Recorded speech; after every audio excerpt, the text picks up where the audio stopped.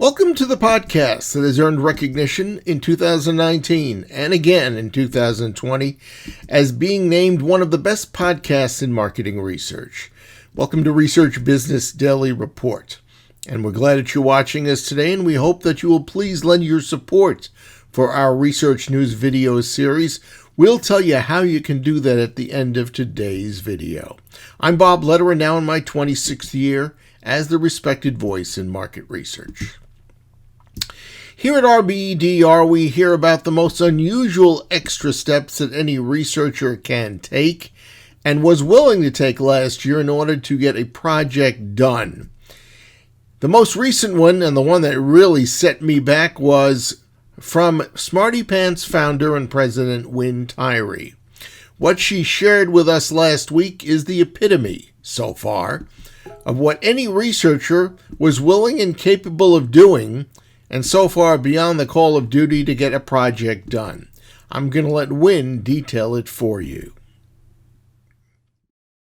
Things about Smarty Pants is that we have always been a virtual organization. So when I started the company many years ago, my goal was to just find the best talent from around the country and really around the globe, and then let's work collaboratively together, but not necessarily in a co-located space. And so that has been really part of our identity and who we've been since our inception. And so over the years, we have mastered essentially like a work from home situation. And so through a lot of learning lessons and trials and tribulation, that's something that a place where we felt like we had a lot of equity. So when COVID hit and our clients, like the individual people, not the companies, but our research clients were really struggling, a lot of them, as we had just informal and casual conversations with them, they would disclose that they were personally struggling.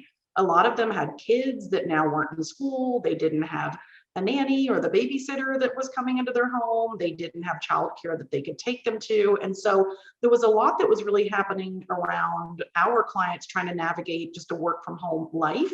And so that's a place where we thought, you know what, we know how to do this. We've been there, we've done that. As individuals, we've all done it. And as a company, we've definitely done it. And so we started to create little like work from home success manuals for our clients. We started to have conversations with them and give them advice and guidance around like, okay, here's a hack for when you have a kid that's napping, or here's a creative way that you can time shift, or don't feel guilty about working after hours if you know that time is needed during the day to parent. So there's a lot that we were sort of spoon feeding to our clients just in terms of trying to add value and be helpful and really be true partners and friends to our clients who we had come to have good relationships with over the years.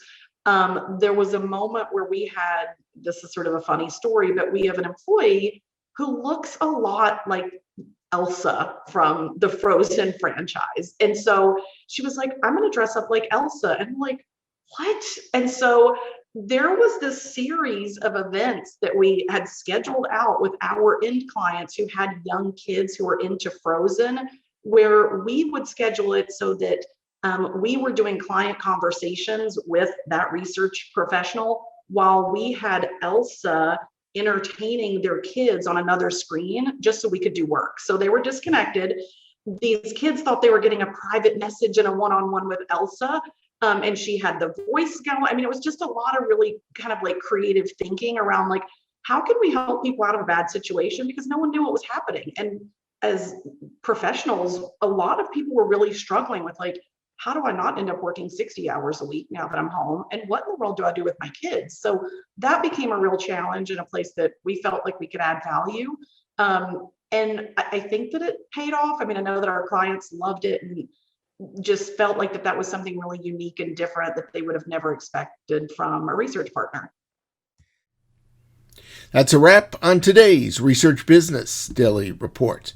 Because the editorial goal of every RBDR video is the presentation of a news, insight, or commentary that you won't find anywhere else, well, we've got no doubt that if you give us a regular listen, you will see that for yourself and appreciate it.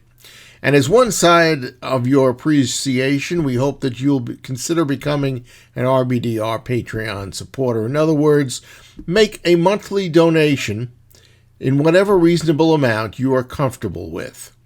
And that's why we set up our exclusive crowdfunding website at patreon.com/RBDR, where you can do just that. So we hope you'll pay it a visit and perhaps give us some support. In the meantime, we hope you have a good research day, and we'll be looking for you to join us again tomorrow. Until then, please stay safe.